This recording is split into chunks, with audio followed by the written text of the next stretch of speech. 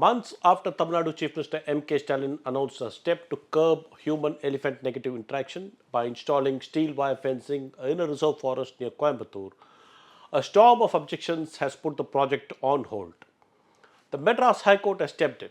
But why is something designed to save lives being challenged so fiercely?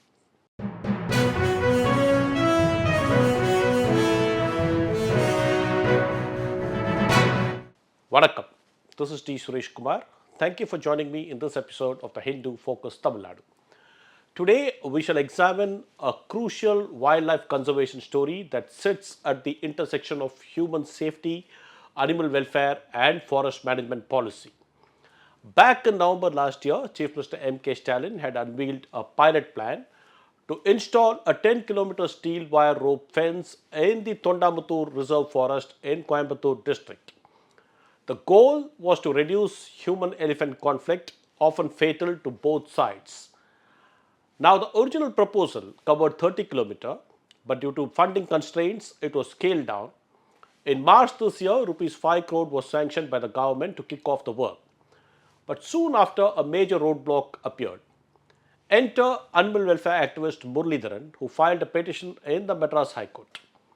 He warned that the fence could injure elephants, especially if they try to force through or get entangled. Worse, he said, if the animals could not find the usual paths, they might turn up elsewhere, more desperate or more dangerous. The High Court listened and hit the brakes. A special bench comprising of Justices Satish Kumar and Bharat Chakravarti ordered a pause on the project and asked a panel of 4 lawyers cum experts, or amici curiae, to investigate. The panel's findings were stark. Number 1, the area chosen for the fencing sits on steep terrain with no buffer zones. Number 2, the fence blocks the natural elephant movement between forests.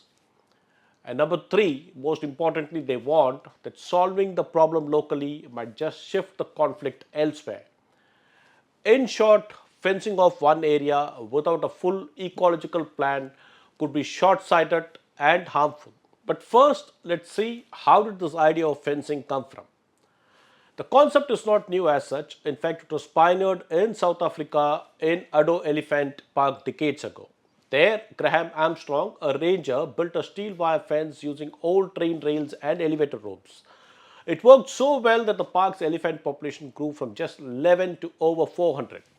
Inspired by this, Tamil Nadu's Hosur Forest Division, alongside the Kenneth Anderson Nature Society, developed the Melagri elephant fence. This is a refined version of the Armstrong model deployed in South Africa. Now let's take a look at the Melagri success story. This fence was tested with Kumki elephants, then subsequently in real world conditions. They noticed that it kept entire herds out of the farms. Even massive bull elephants could not damage the structure. Technically, it is an engineering feat. Now, there were steel enforced concrete posts every 15 meter, 5 strands of galvanized steel wire rope, spacers every 2 meter to keep the wires taut, and designed to last 20 to 25 years.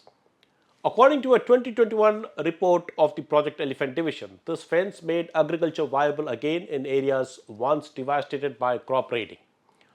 So what's the hold-up now? Back to Coimbatore, the petitioner Muralidharan is not against the idea of conflict mitigation, but he wants it to be done right. He has asked the court to hold off on fencing until elephant corridors are officially notified. The petitioner said that there is a need to study the long-term impact of fences that have been already installed in places such as Hosur. Meanwhile, the Forest Department, however, has a different view on this. They argue that the crisis is real because over 9,700 elephant straying incidents have been reported in 3 years. Between 2011 and 2022, 147 human deaths have occurred, and the government has paid Rs 11.35 crore in compensation to their families. The Forest Department claims that traditional methods like trenches and solar fencing have failed. The steel wire fence, they argue, is a flexible and non-lethal deterrent and not a threat. So what's next? Interestingly, while this Coimbatore project is on pause, the government has sanctioned rupees 3.5 crore for another 10-kilometer long steel fence to be installed in Tenkani Kotai in Krishnagiri district. But the amici curiae remains cautious. They have recommended a scientific study before any expansion and suggest waiting until all elephant corridors in Tamil Nadu are mapped and notified. The High Court is set to revisit this case later this month, and hopefully a balanced solution can be found, one that protects both humans and elephants. It's a very complex issue, safety, science and sentiment all rolled into one. Can a fence stop a frightened animal with memory, intelligence and determination?